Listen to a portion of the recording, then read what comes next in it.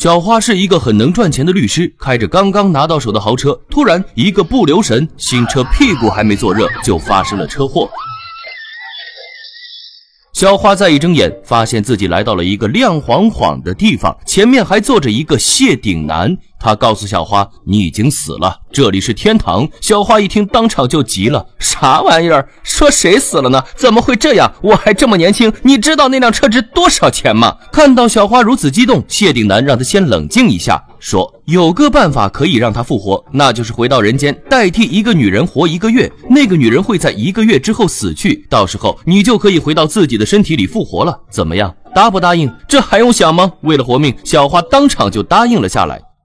可刚重生，小花就后悔了，说是女人，可没说是这么一个邋里邋遢的大婶儿啊！不仅穿衣没品，头发干燥，甚至连穿的短裤都是男士的。小花崩溃的大叫：如果我有罪，请用法律制裁我，而不是转生成为这个大婶来恶心我。就在这时，走进来一个男人，是小花这具身体的丈夫，虽然长得帅，但对于他来说就是个陌生人。小花连忙赶走了他。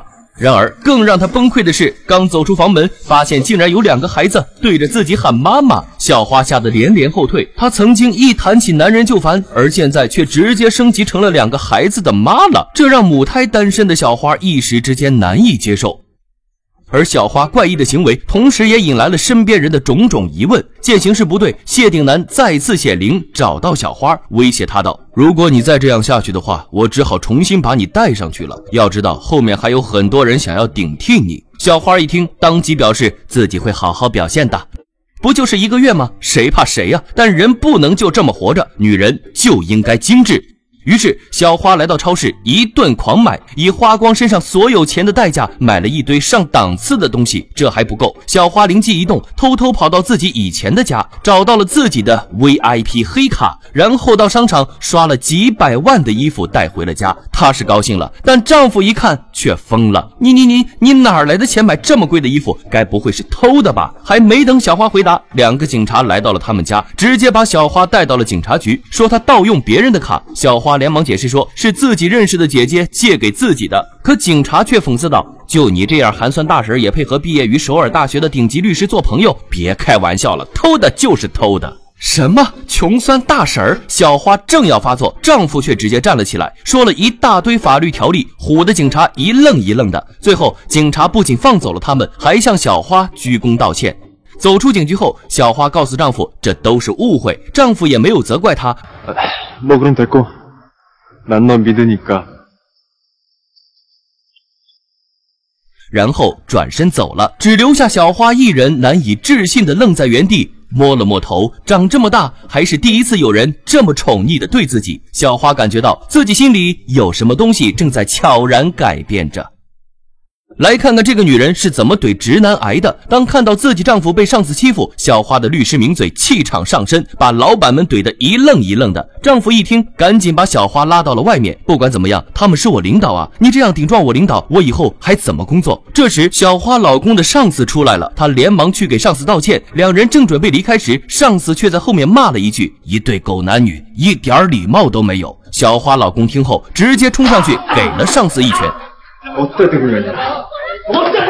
随后2人便来到一家酒馆喝酒，几杯酒下肚，小花这才得知，其实老公并不是想象中的那样碌碌无为，每天拿着死工资混吃等死。其实他为了照顾老婆孩子，毅然决然地放弃了当时韩国一流大学的学业，早早进入社会赚钱养家。看着眼前满脸幸福的丈夫，小花虽然知道自己并不是他真正意义上的妻子，但她也终于找到了家庭的意义和生活的温暖。于是第2天，小花准备给全家人做一顿丰盛的午餐，谁知就在这时，女儿却浑身是伤的回来了。在小花的再三逼问下，女儿这才说出了实情。原来有个富二代同学竟然将她骗回了家，企图做一些不好的事。虽然最后逃了出来，但她身体上和心理上却受到了极大的伤害。小花听后愤怒不已，来到学校和富二代当面对质。然而富二代的律师却对他说：你知道我的委托人什么背景吧？即使闹到了法庭，只要去国外生活一阵子之后再重新回来开始新的生活，一点问题也没有。反而是你的女儿，事情闹大了，对她一点好处也没有。小花强忍着心中悲愤，站起来说先休息5分钟，然后躲进厕所崩溃大哭。原来小花之前也是一个黑心律师，眼里只有钱。车祸转世前，她刚刚结束一起案子，情况和现在完全一样，而自己当时说的话也和刚刚那个黑心律师说的一模一样。小花十分难受，为什么自己以前会说出那些话？虽然自己并不是孩子的亲妈，但是在朝夕相处间，她已经把他们当成了家人。随后，小花整理好情绪，重新回到办公室，对女儿说：“너도 유학 가. 엄마가 보내줄게. 세계 어느 나라 공항이든 발 딛는 순간 모든 사람들이 널 강간 미수범으로 알아보도록 해줄게. 1년이 지나도 10년이 지나도 절대로 사람들한테 잊혀지지 않도록 해줄 테니까. 기대하라고. 说着，小花便拿出了一支录音笔。原来他们之前所有的谈话都被小花录了下来。律师一下子慌了，富二代还站起来狡辩，这是个失误，要说我不对，也是你女儿先勾引我的。小花彻底被激怒了。 이 아줌마가 가르쳐줄게. 그땐 이렇게 대가리 딱 쳐먹고 사과부터 하는 거야, 이 양아치 새끼야. 一辆大货车马上就要撞上小花了，谢顶男单手一推，货车就神奇的停下了。原来是1个月期限已到，谢顶男准备带走小花，但小花已经爱上了这个家，她不要重生了，她要留在这里。她怎么忍心丈夫就这么失去妻子，孩子就这么失去妈妈？尤其是小儿子刚得了一种叫做色素性视网膜炎的要命疾病，她怎么舍得离开？谢顶男告诉她：“你还不明白吗？只要你消失，你儿子的病就会康复。”也终于同意再多给他一点时间和家人告别。小花跑到医院， 우리 딸 행복해야 돼. 엄마가 너무너무 많이 사랑하는 거 잊지 마. 응, 또 엄마 사랑해. 많이 많이. 하늘 아파. 우리 하늘이랑 하루 잘 부탁해요.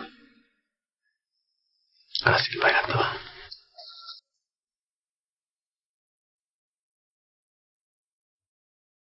等到他再次睁眼的时候，发现自己已经回到了原来的身体，来不及多想，他赶忙来到小儿子所在的医院。然而病房里根本没有他。随后他又回到曾经的家，却发现里面住着另外一户人家，到处都找不到他们生活的痕迹。难道这一切都是自己做的梦？故事的最后，小花洗心革面，做了一名正直的律师，致力于拯救那些苦难的家庭。后来他在一架飞机上遇到了曾经的家人们，果然在他离开后，小儿子的眼睛痊愈了，但他们现在是失去了女主人的一家人，眼前的小花对他们来说只是个陌生人而已。不过这些都不重要，因为在小花心里已经有了一个大胆的计划。好了，今天的节目就到这里，我是独立鱼，记得点赞关注，陪你看电影。